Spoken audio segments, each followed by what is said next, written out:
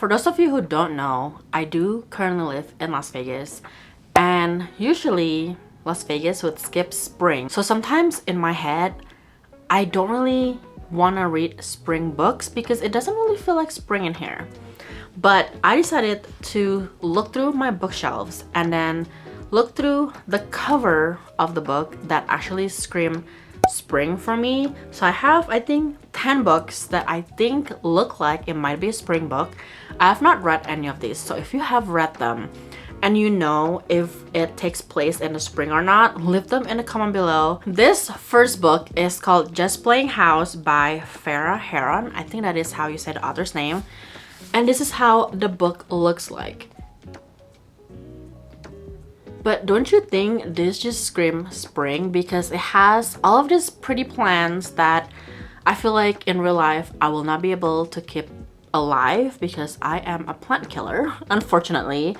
I see a lot of like propagated plant on the wall or on the cover in this book. Also some paintings of really pretty flowers, and I just feel like it screams spring because of all of the colors, and I love it. If you have not heard of this book before, I think the two characters are in the entertainment industry in Hollywood, which is always what I love to read. This one is about a stylist and I think an actor.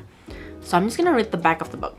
This has to be a joke. Stylist Marley Kamal has waited years for the chance to be a private shopper for a major celebrity. But finding out that her first big client is the guy she went to prom with and slept with and was promptly ghosted by, seems like the universe is mocking her. Because Nikhil Shamdasani is back, about to star in a major movie, and is more drop-dead hot than ever at the worst possible time. Marley's only weeks away from an elective double mastectomy and breast reconstruction that's supposed to save her life. But the surgery is going to change things in more ways than she can possibly imagine. For one, Nick is so eager to have her as his stylist, he's offered to stay in her home and take care of her while she recovers. Now Marley is about to learn that as the door to her old life closes, something, or rather someone, else will enter if she's ready to let him in. I just love it when, again, the characters are in like the entertainment industry and it sounds like he's gonna fall for her first and also a second chance romance because apparently they knew each other in high school and he kind of ghosted her. But I feel like we're gonna also learn the reason why he ghosted her in high school, and I think it has something to do with his career. So I cannot wait to read this book. Let me know again in the comment below if you have read this book or anything by Farah Heron, because I do have, I believe, 2 of her other books. One of them is an adult romance and the other one is a YA romance. And I might actually add this into maybe my spring TBR unofficially. Officially, I guess now, because I don't have one. So this next book that I feel like the cover screams spring is Battle of the Bookstores by Ali Brady. This is how the cover looks like, and I actually read the back of the book before I filmed this video, and I think this one is technically happened over the summer, but let's just pretend this is early summer, late spring. I wanted to read one of her books because I do have 3 of them, and I think 2 of them is actually has summer in the title, so I didn't think this one was gonna set in the summer, and that's okay because I feel like the cover screams spring for me.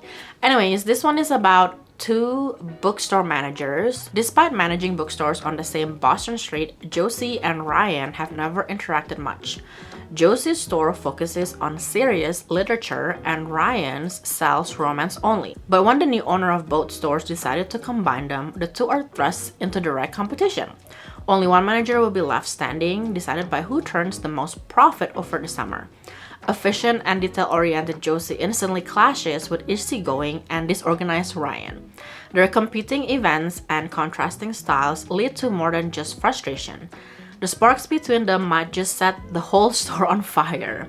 Their only solace during this chaos is the friendship they've each struck up with an anonymous friend in an online book forum. Little do they know, they're actually chatting with each other.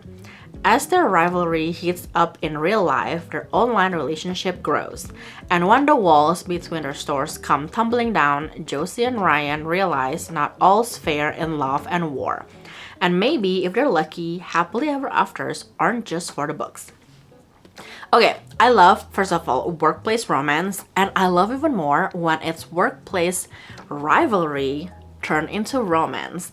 And I just love the addition of this online anonymous friend that's actually each other. I feel like that's just gonna add up a little bit of spice and sprinkle throughout the book, and I cannot wait to read this one. The next book in this book stack, where the cover just scream spring for me, is What Happens in Amsterdam by Rachel Lynn Solomon. And this is how the cover looks like.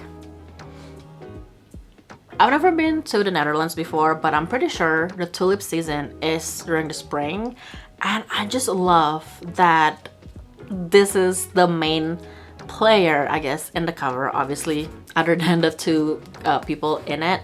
But this one is also very interesting because it has a marriage of convenience trope. Let me just read you the back of the book. Dani has somehow made it to her 30s without knowing what she wants to do with her life. Hello, same. So when an office romance ends poorly and leads her to getting fired, she applies for a job in Amsterdam, idly dreaming of escaping the mess she's created but never imagining she'll actually get it. Except she does, and by the end of her first week in Amsterdam, she's never felt more adrift or alone. Then she crashes her bike into her high school ex-boyfriend, and suddenly life is blooming with opportunities. Wouter was a Dutch exchange student Dani's family hosted, a forbidden love that ended in a painful breakup. Years later, there's still sizzling chemistry between them, and okay, maybe a little animosity. More important, Wouter needs to be married to inherit a gorgeous family home on a canal. And when Dani's job falls apart, she needs a visa to stay in the country. As a marriage of convenience pushes them together in unexpected ways, Dani must decide whether her new life is yet another mistake or if it's worth taking a risk on a second chance. I feel like there's just so many cute things that potentially will happen throughout this book, and again, I cannot wait to read this. I think I have one of her other books. It was a YA romance. I think it's called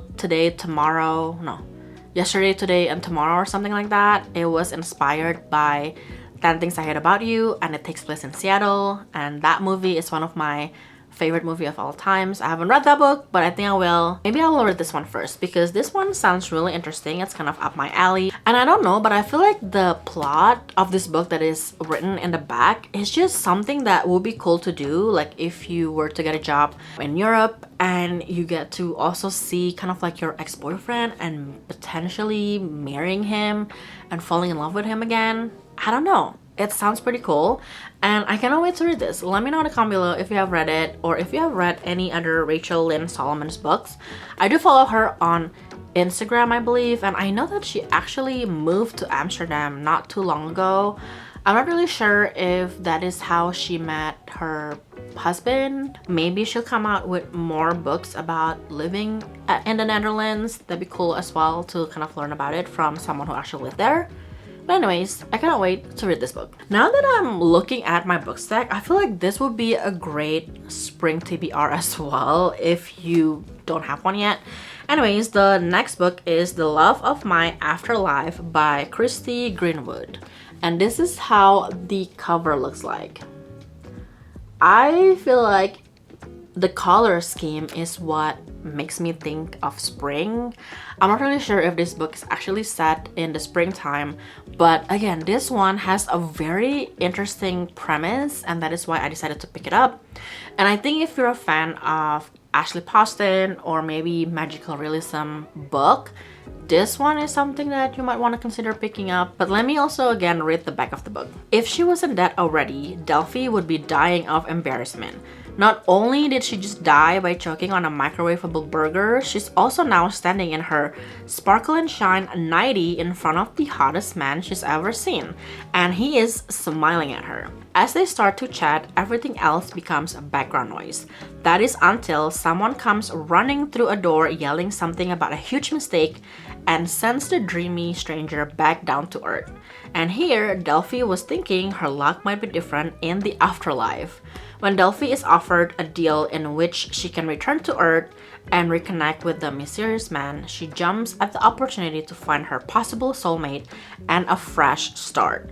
But to find him in a city of millions, Delphi is going to have to listen to her heart, learn to ask for help, and perhaps even see the magic and the life she's leaving behind. I feel like when I was learning about this book, I was just curious if she is going to actually die at the end, because it seems like she is striking a deal and going back to Earth just temporarily to find this man that she was talking to. And I don't know, it seems like it's gonna be set in New York because it says a city of millions, and I feel like New York is the first city that comes to mind. And I'm hoping that I can read this in the next few months. It's not really included in my 2026 TBR, but sometimes when there's books that are just pique my interest, I would pick it up and read it. So let me know again if you have read this book in the comment below, and I'm hoping that this is a great book to read. Okay, the next book that is in this book stack that kind of like scream spring for me, especially from the cover, is Welcome to the Hunamdong Bookshop by Huang Borum, and it's translated by Shanna Tan.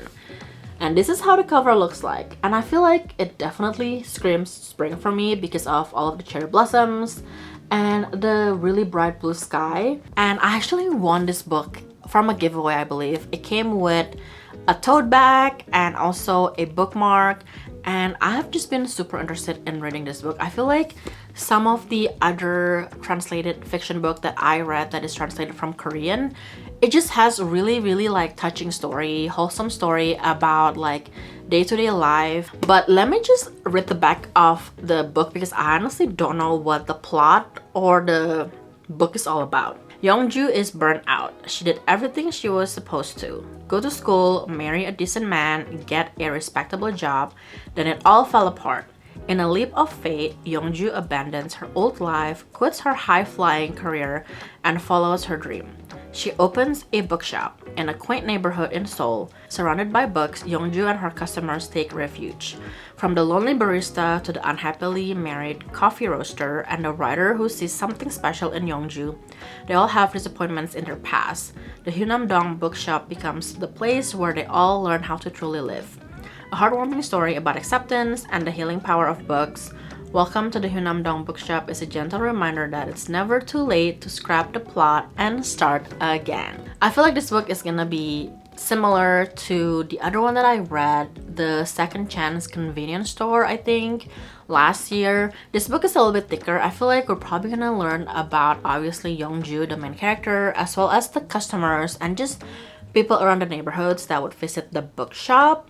And I cannot wait to read this. Let me know in the comment below if you have read the book before and what your thoughts are. And I think I'm gonna love this book, and I feel like I'm gonna read this as like a K-drama like episodes because that's how I read the other book last year. All right, so this next book I feel like again was pretty popular maybe like last year or a couple years ago when it came out, and it is Ready or Not by Cara Bastone. And this is how the cover looks like. I just feel like it screams spring for me because of all of the flowers, all of the pretty kind of like pastel colors that they use for the cover.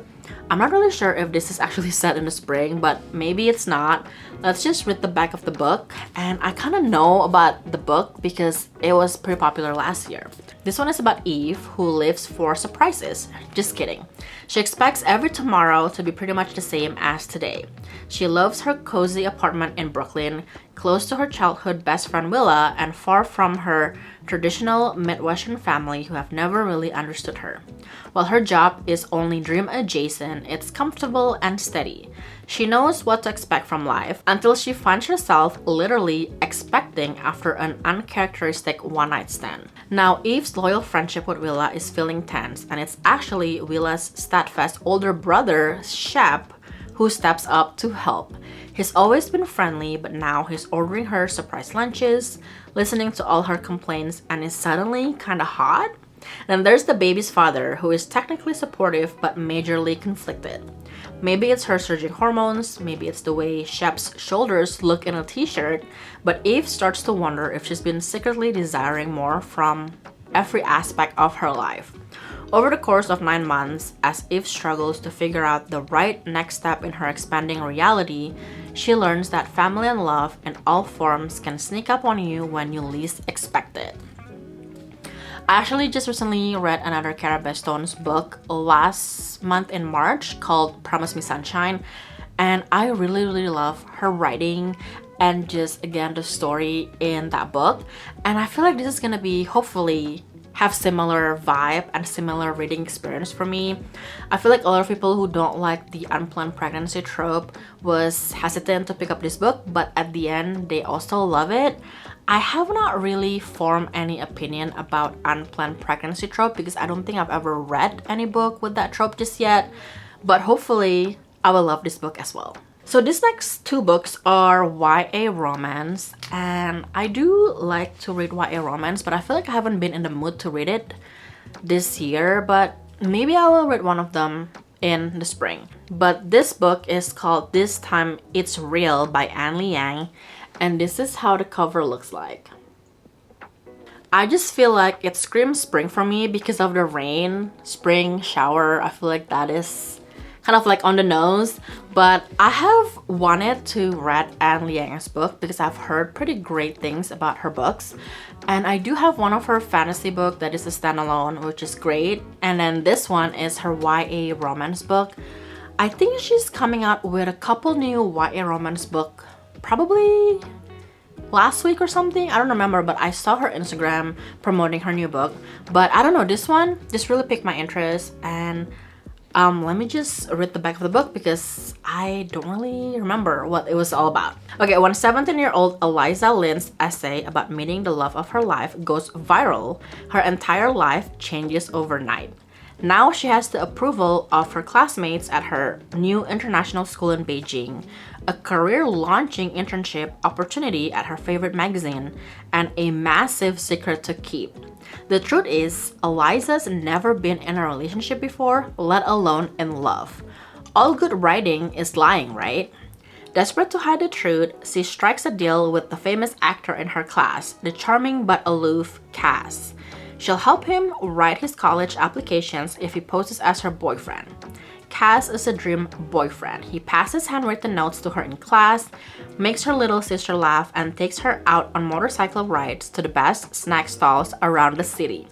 But when her fake relationship with Cass starts feeling a little too convincing, all of Eliza's carefully laid plans are threatened. Can she still follow her dreams if it means breaking her own heart? Now I remember, I feel like that is just a very funny beginning of your story where you wrote this really great essay about falling in love and meeting the love of your life when you never really experienced it. And I'm kind of curious about where she drew that inspiration to write this essay. I'm pretty sure there is a backstory on it, maybe about her parents or about someone else. And I cannot wait to read this book, hopefully maybe in the spring. We shall see. So the next one is When Haru Was Here by Dustin Tao. I have read You've Reached Sam last year and I love the writing style. Honestly, I'm not really sure what this book is all about because I just decided to pre-order them because I love that other book that I've read, You've Reached Sam, and this one is, like I said, I'm not really sure what it's all about, but let me just read the synopsis of the book. After the death of his best friend, Eric creates imaginary scenarios in his head to deal with his grief, until one of them becomes real when a boy he met in Japan last summer finds his way back into his life.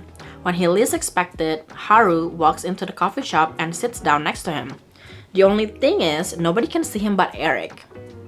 In a magical turn of events, Eric suddenly has someone to connect with, making him feel less alone in the world.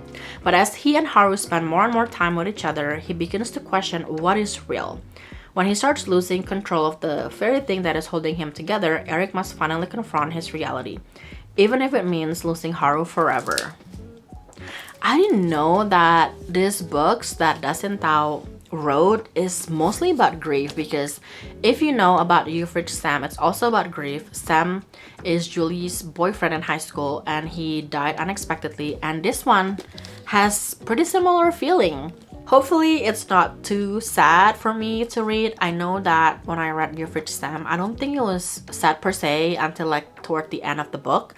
But I am just now curious about what this book is gonna be like when I read it and what the ending is gonna be. I thought this one was related to Your Fridge Sam, but I'm pretty sure this is a completely different like universe. Now I'm more curious about it. So hopefully we will be able to read it sometime this year. But anyways, I forgot to show you the cover. This is how the cover looks like. And I just feel like it screams spring because all of the cherry blossoms. And it's just really cute. The next couple books are fantasy book, I wanna say. And this first one is called The Spell Shop by Sarah Beth Durst. And this is how the cover looks like. It has like, I think, a cottage with a bunch of trees and wisteria and a lot of flowers. I think there's also like a greenhouse or something in this book.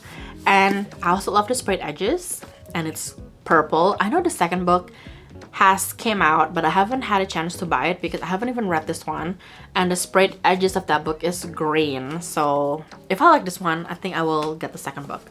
This one is about Keela, who has always had trouble dealing with people. Thankfully, as a librarian at the Great Library of Elysium, she and her assistant Cass, a magically sentient spider plant, have spent the last decade sequestered among the Empire's most precious spellbooks, preserving their magic for the city's elite. When a revolution begins and the library goes up in flames, she and Cass flee with all of the spellbooks they can carry and head to a remote island Keela never thought she'd see again, her childhood home. Taking refuge there, Keela discovers, much to her dismay, a nosy and very handsome neighbor who cannot take a hint and keeps showing up day after day to make sure she's fed and to help fix up her new home. In need of income, Keela identifies something that even the bakery in town doesn't have: jam. With the help of an old recipe book her parents left her and a bit of illegal magic, her cottage garden is soon covered in ripe berries. But magic can do more than make life a little sweeter, so Keela risks the consequences of using unsanctioned spells and opens the island's first ever and much needed secret spell shop. Like a Hallmark rom-com full of mythical creatures and fueled by cinnamon rolls and magic, the spell shop will heal your heart and feed your soul. I did not know that that's what it's all about, and that sounds like a very, very cute book to read, probably in the spring. And I guess all of this like thing, she did it with her magic that is kind of illegal, I guess. So I cannot wait to read this one. Again, I've heard pretty great things about this book, and I cannot wait to read it. And hopefully I'll be able to read this pretty soon, and if I like this book, I will get the second book in the series. Last but not least, this one is called Immortal by Su Lin Tan. And this is how the cover looks like. And also the sprayed edges. It is just so cute. It is such a cute book. And when I first saw this, I'm like, I gotta have it. But anyways, I'm not gonna really go through the synopsis of this book because I think this one is related to Su Lin Tan's other books, The Daughter of the Moon Goddess, and I have not read that book just yet. I'm not really sure if it's like the last book in the series or it's kind of like a spin-off book about a character in that series, but I'm not going to read it because I don't want to spoil that book series. I haven't read it yet, but I just want to show you the book cover because it is so cute. Those are all of the books that I feel like the covers scream spring for me. Let me know again in the comment below if you have read any of these books and if they are actually set in the spring, because I haven't read the book and I feel like this is kind of like my unofficial but official spring TBR.